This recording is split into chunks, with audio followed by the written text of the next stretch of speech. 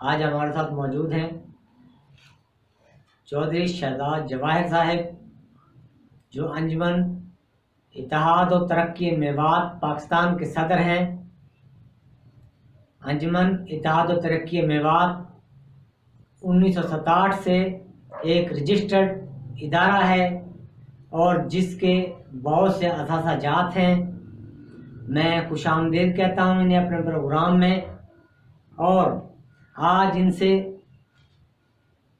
India में जो citizen act amendment हुआ है कानून, इस कानून की बुनियाद क्या है, जनाब चौधरी साहब बताइएगा।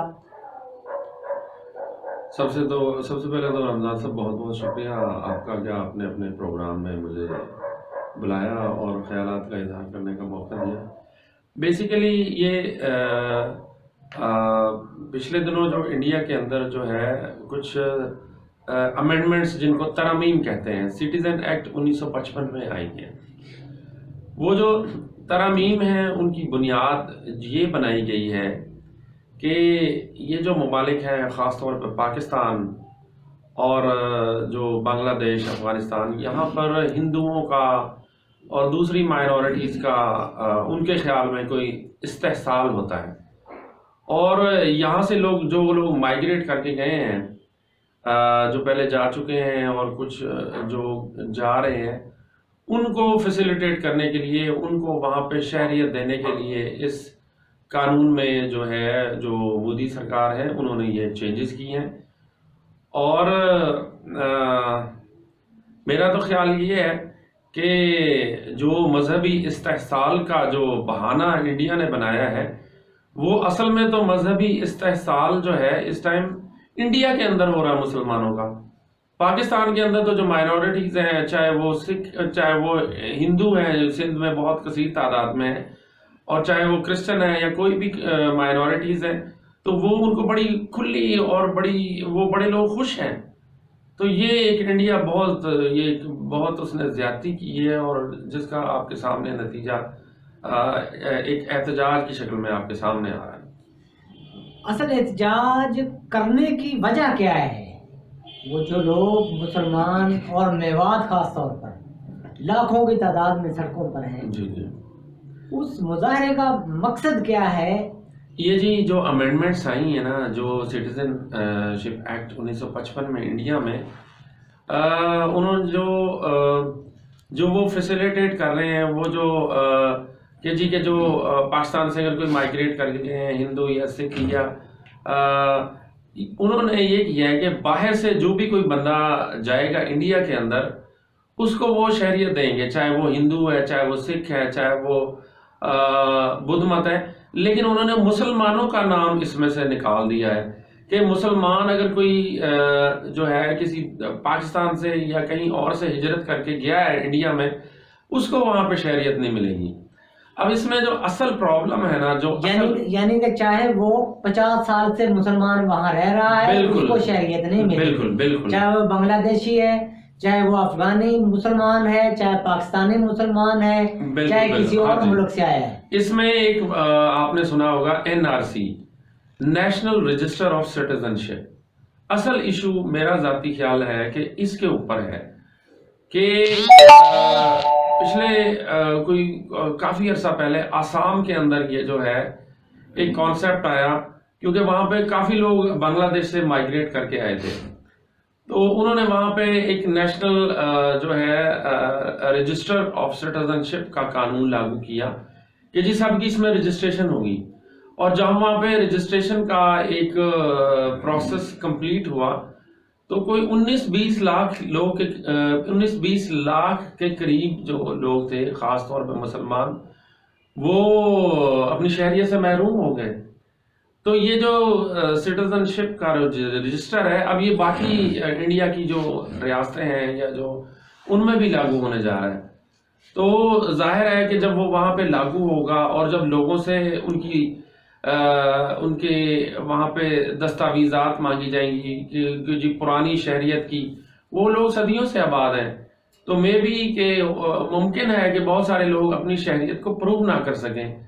तो वो यकीनन जो है उसमें फिर जो मुसलमान है सबसे ज्यादा वो अफेक्ट होंगे। अगर वो उसको ना प्रूव कर सके, उनकी सिटीजनशिप खत्म हो जाएगी। वो जो ये वजह है जिसकी वजह से।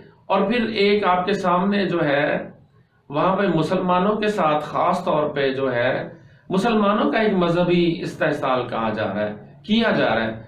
तो ये तो इंडिया ने बहाना बनाया है। ये तो इंडिया कह रहा है कि ठीक है पाकिस्तान के अंदर इस्तेहसाल हो रहा है, ऐसी कोई बात नहीं है। ये नजर आ गया, ये साबित हो गया है कि मुसलमानों का इस्तेहसाल हो रहा है, उनके साथ जुल्म हो रहा है, उनके साथ ज्यादती हो रही है, चाहे कश्मीर है चाहे कोई। बाकी जो आपने जो सवाल किया मेयो कौम अल्हम्दुलिल्लाह एक जो है वो नडर कौम है, एक बहादुर कौम है और एक उसकी अपनी तारीख है। और वो जो भी एक ज्यादती होती है मुसलमानों के साथ तो उसके खिलाफ वो खड़े होते हैं। तो मेवात के अंदर जो वहाँ के मकामी लीडर्स हैं वो इस टाइम खड़े हो चुके हैं। और मेयो बरादरी के लिए आपका पैगाम क्या है, इंडिया की मेयो बरादरी के लिए? मैं आपके तवज्जुह से एक पैगाम जो है वो देना चाहता हूँ कि ख़ास तौर पे इंडिया की मेयो बरादरी के लिए कि हम आपके भाई हैं और हम पाकिस्तान में जो है रह रहे हैं। पाकिस्तान की बिरादरी जो है वो आपके साथ बिल्कुल आपके साथ खड़ी है।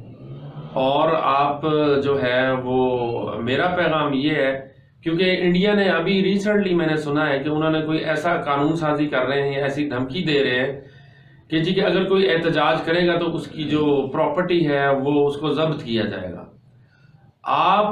मेरा एक पैगाम है मेवात के लिए, मेवातियों के लिए कि जिन मेवातियों की अगर कोई प्रॉपर्टी या जायदाद जब्त होती है वो डायरेक्टली जो है आप मुझे मैसेज करें, मुझे राब्ता करें। मेरा नंबर है 0302-844-0935। उससे पहले आप पाकिस्तान का कोड लगाएं। मैं इंशाल्लाह ताला जिस मेयो के साथ इंडिया में ज्यादती होगी और जिन मेवातियों के साथ ज्यादती होगी उनके लिए इंशाल्लाह ताला मैं अपनी गवर्नमेंट से बात करूंगा। हमारे गवर्नमेंट के अंदर जो लोग हैं मेवाती खास तौर पे हम उनसे कहेंगे कि ये मामला गवर्नमेंट के साथ टेकअप करें।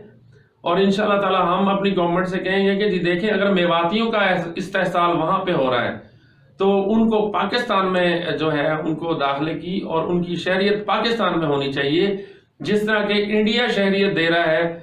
जो हिंदू जा रहे हैं चाहे वो पाकिस्तान से जा रहे हैं, चाहे वो बांग्लादेश से जा रहे हैं, चाहे वो किसी भी मुल्क से जा रहे हैं, अगर इंडिया उनको शहरियत देता है तो जिन मेवातियों के साथ ज्यादती होगी इंशाल्लाह ताला मेरी जिम्मेदारी है, आप मुझसे राब्ता करें।